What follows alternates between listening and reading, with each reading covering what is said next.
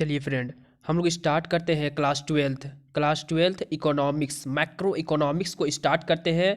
तो चलिए हम लोग पढ़ने वाले हैं राष्ट्रीय आय से संबंधित समुच्चय एवं अवधारणाएं। यानी हम लोग पढ़ने वाले हैं जीडीपी, जीएनपी, ये सब क्या होता है फ्रेंड। ठीक है, ये सब हम लोग जानेंगे क्योंकि ये जो है हमारे एग्जाम में पूछे जाते हैं, इसलिए हम लोग इन सभी को देखेंगे। सबसे पहले हम ये देखेंगे कि इस चैप्टर में हम लोग कौन कौन से टॉपिक को पढ़ने वाले हैं। उसके बाद हम लोग इमेज की सहायता से सारे टॉपिक को क्लियर करेंगे। चलिए हम लोगों को टॉपिक पहले ये देख लेते हैं फ्रेंड। इस वीडियो में सिर्फ हम लोग टॉपिक देखेंगे, हम लोगों को क्या क्या टॉपिक पढ़ना है और क्या क्या टॉपिक नहीं पढ़ना है, ये आप देख लीजिएगा। अगर कोई टॉपिक अगर छूटता है तो आप मुझे कमेंट में ज़रूर बताइएगा फ्रेंड, ताकि मैं अगले वीडियो में मैं उस टॉपिक को भी यहाँ ऐड कर पाऊँ।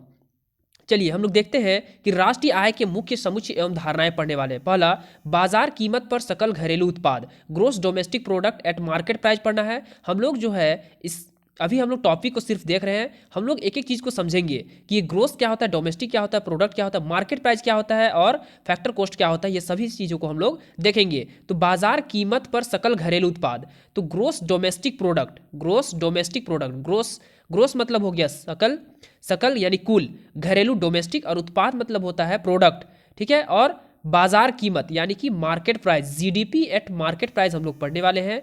सेकेंड हम लोग पढ़ेंगे कि बाजार कीमत पर सकल राष्ट्रीय उत्पाद, gross national product at market price, GNP, NNP पढ़ने वाले हैं। उसके बाद यहाँ आप सब देख सकते हैं फ्रेंड, बाजार कीमत पर शुद्ध घरेलू उत्पाद, net domestic product at market price, NDP market price, शुद्ध घरेलू आय अथवा साधन लागत पर शुद्ध घरेलू उत्पाद, नेट डोमेस्टिक इनकम और net domestic product at factor cost, NDP factor cost, सकल घरेलू आय अथवा साधन लागत यानी फैक्टर कॉस्ट पर सकल घरेलू उत्पाद, ग्रोस डोमेस्टिक इनकम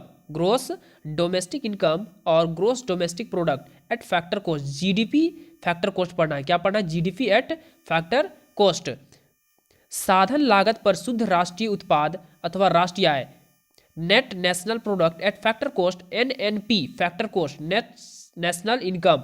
साधन लागत पर सकल राष्ट्रीय उत्पाद, gross national product at factor cost, GNP factor cost. FC, निजी आय, private income, personal disposable income, national disposable income, NDI. ये सब हम लोग पढ़ने वाले हैं इस चैप्टर में।